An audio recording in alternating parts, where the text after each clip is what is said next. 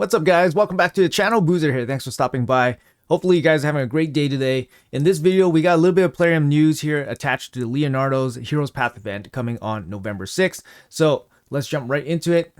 There we go, right above my head. This Thursday, November 6th, we're planning to launch a progressive event, giving you at least 15x chance to summon the champions of your choice from the selected pool from the ancient, primal, sacred, and void shards. So they're offering a progressive event, guys. And what do you guys think are going to be on the progressive event here? So we got the Teenage Mutant Ninja Turtle collab champions. This is probably the last boosted event that we're going to have for these champions. That's why they're putting everything in here outside of Michelangelo, because I think Michelangelo is strictly the free login champion here. And it looks like they're throwing in some other champions that are the empowerment champions. So first off, let's just quickly touch on these. We have April O'Neil. So April O'Neil was the most recent Titan event champion. Now she is I feel like kind of like a specialist CC champion. She does have some use. I did play test her. You guys can check out the play test of her that I have attached to the video. But her A1's actually really strong. It's a 75% chance when fully booked to land some of this really nasty crowd control stuff.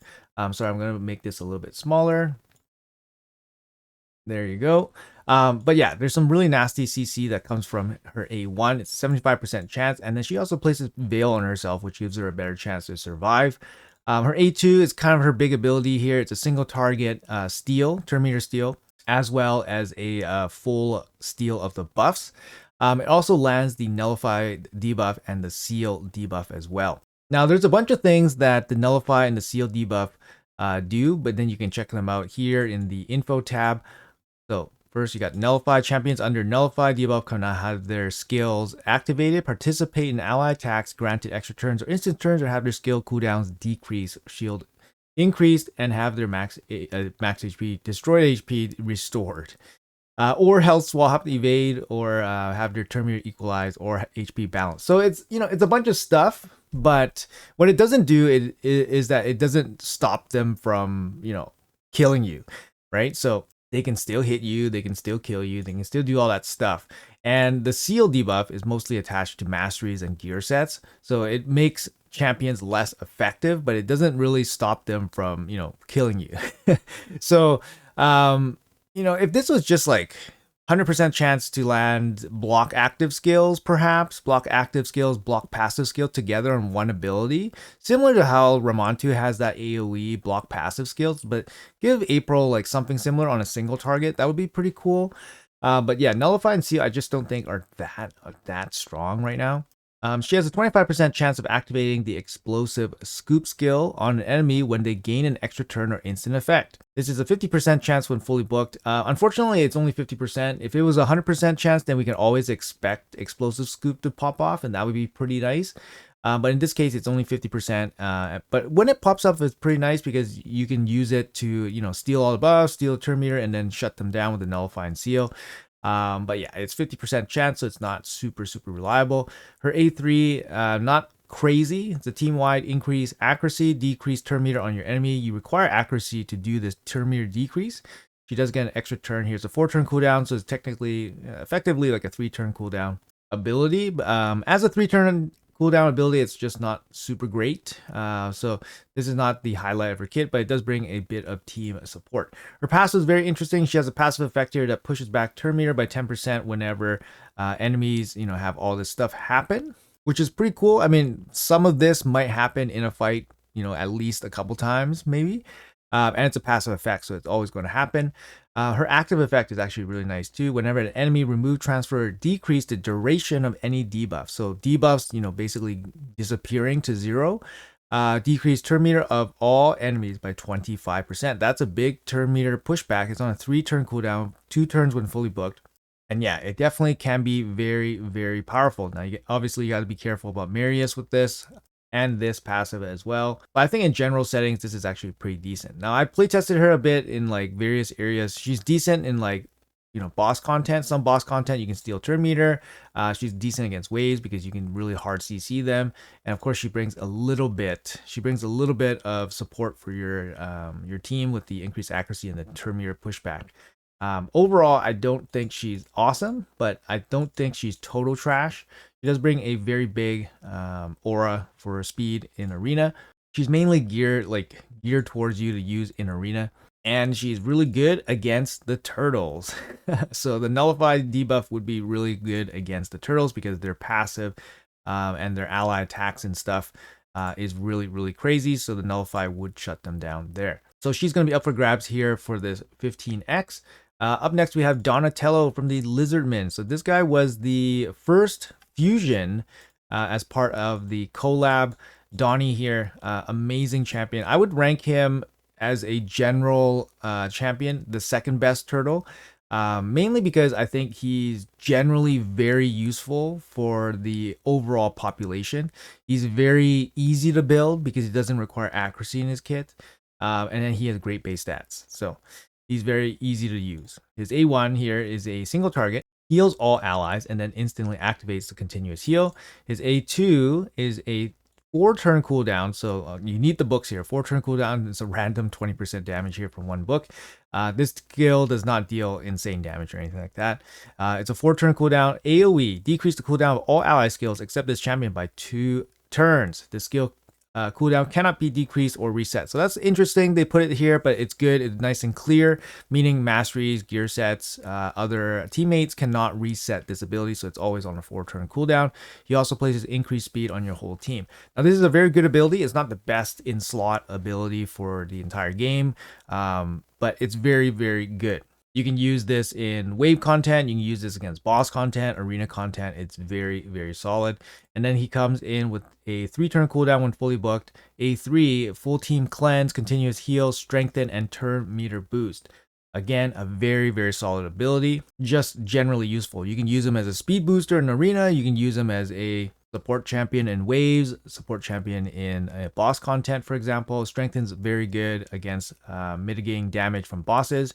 Lastly, his passive here is also very good. He has the same ally attack passive as all the other turtles, and he has an active effect here on a 4-turn cooldown. Whenever an ally is about to receive a fatal hit, this champion prevents that ally's death, keeps them alive at 1 HP, then equalizes the ally's HP.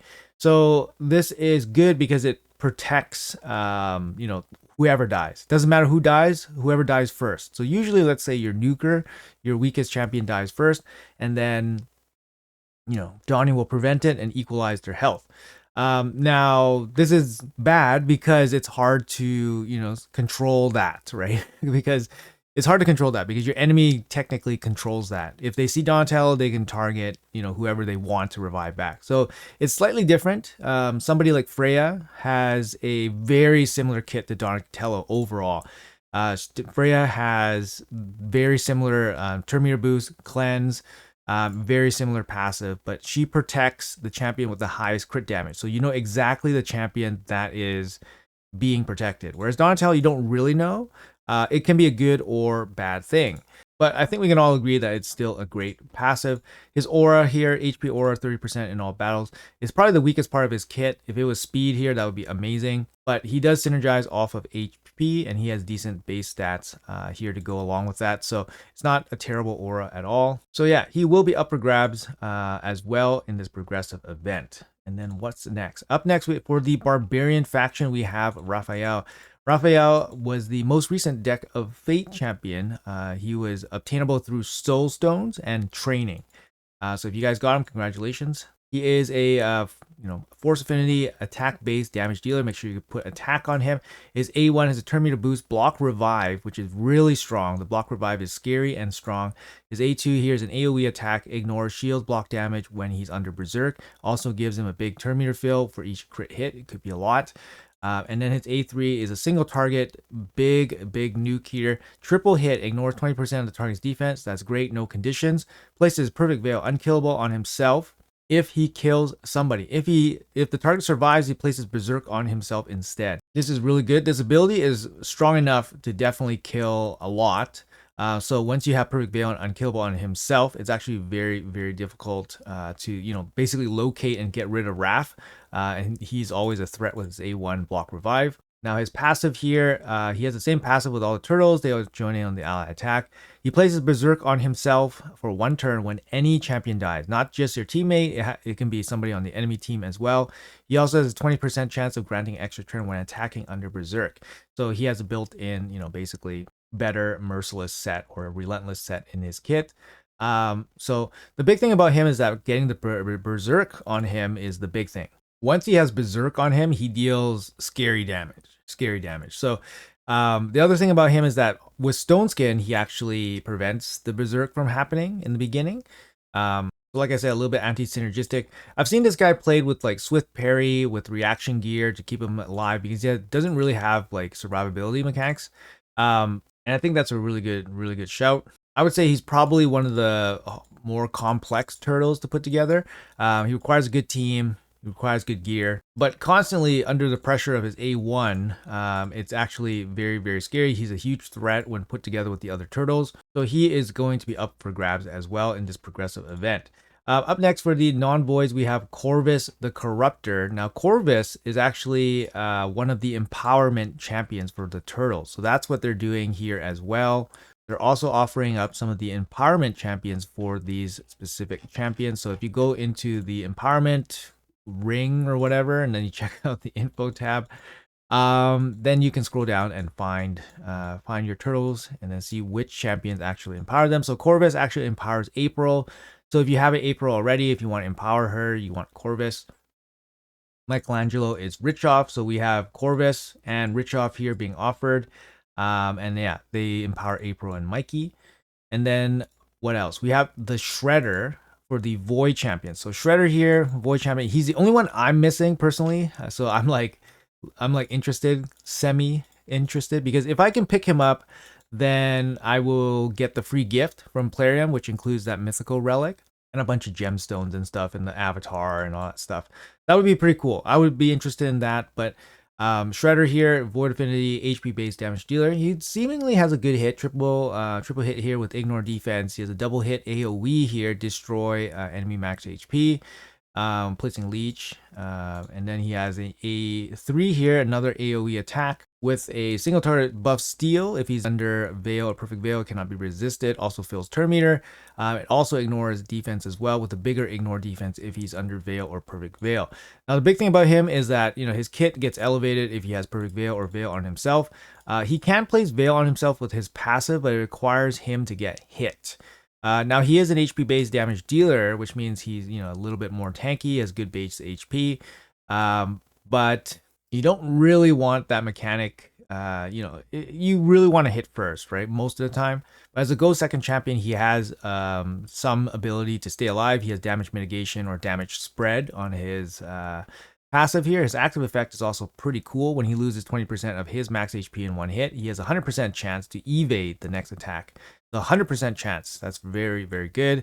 And then when it activates, you get a Perfect Veil on this champion for 2 turns, and he places CC on the enemy, which is in the form of True Fear. And if you have everything going right, he doesn't require accuracy in his build. Now, all of this is really cool. It just requires a bunch of stuff to line up for him.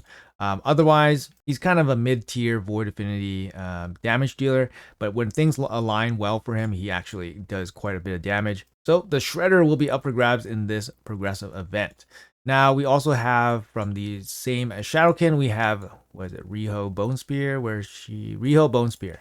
So Riho Bone Spear is the empowerment champion for, I forget who. Is it Leonardo? No, it's for Shredder, I think. So empowerment. So, sorry, one more second here. And then, yeah. So Riho Bone Spear is actually the empowerment champion for the Shredder. So she is going to be offered in this 15x as well. And then the last champion is Suzanne, which is also offered in this 15x. And she is the empowerment champion for Leonardo. I would love a Suzanne. Absolutely love a Suzanne. And I would not empower my Leonardo with my one and only Suzanne if I ever picked her up. But yeah, this progressive event, I mean, at least for me, I would be interested in, throwing a couple lottery tickets in to try to get Shredder, to maybe try to bag that Plarium gift. If you guys weren't aware, this is the special gift you get from Plarium if you collect all 6 of the champions from this collab. So the 4 turtles, April O'Neil, and the shredder. So you get the special shredder avatar, you get the special frame, and then you get a mythical relic here, Zeba's Servitude, which is actually a pretty good relic as well. Now, I'm not saying like this package of goodies is good enough to like kind of go all in to go fishing for some of these champions. It's a progressive event, right? It's not a high chance of getting these champions. The non-voids, especially, you got less than 5% chance if you pull legendary. You know, we'll be pulling a lot of shards, so you know, you're bound to probably get something. I want to say you're probably gonna get something, but if you get something, it's only a 5% chance to get a non-void legendary. And if you're going for void shards, there's no boosted rates for any of these shards. If you pull legendary, which is 0.5% chance, you know, the 15x boost on Shredder, Riho, or Suzanne, only one of them, it's gonna give you about 15, 16, 17, 18%. I don't know exactly the amount of void champions in the pool right now. I think it's like 110. So around, yeah, it's not going to be a lot. 15%, 16%, somewhere around there. So if you pull a void legendary, then the chances of you striking whatever you want, it's, you know, it's not going to be great. But that's pretty cool that they're offering that chance, basically the last chance to pick up some of these champions with the best rates possible. So anyways, guys, that's going to be it for this video here. I think Riho, Bone Spear, Suzanne, you know, being offered up as the Void champions against Shredder is pretty cool. And I kind of like the idea that they're offering up some of the empowerment champions here. Riho, Bone Spear, sorry, I didn't cover her real quick. She was a guarantee at some point. She was the first Void guarantee, if you guys weren't aware, like, I don't know, 3 years ago. I picked her up. I think she was 90 Void Shards back in the day. Very good champion, great against Clan Boss if you have her, especially early. Has a team cleanse as well. Her kit is very okay. Her kit is very okay. Very decent even. Like, her pass is very solid. Her A1 continuous heal, all that. And then this ability has aged well. It's a 3-turn team cleanse. And then this ability is still, you know, pretty goat, right? And she looks amazing. And then we have Suzanne here, one of the best turn meter boosters in the arena right now. Instant turn with the A2 here with big, you know, buffs. And then she has the turn meter pushback, increased speed, turn meter boost. Very powerful champion with the big arena aura. I would love to get this champion and then, you know, have her be my main speed booster. But, you know, I don't think that's a big priority or anything for me. But yeah, let me know in the comments below what you guys think. Do you guys have all 6 of these champions? How many of these champions do you guys actually have? Are you guys interested in any of them? Which ones have you guys found interesting uses for? That would be interesting to hear from you guys. We're at the end of the collab here. Most likely this is going to be it, unless they plan to throw maybe one last progressive just before the event ends. But that's going to be after the Leonardo's Path this weekend. So anyways, guys, like I said, this is going to be the end of the video. Hopefully you guys have a great day. Thank you guys so much for watching until the end. Appreciate you all. I'll see you guys in the next video.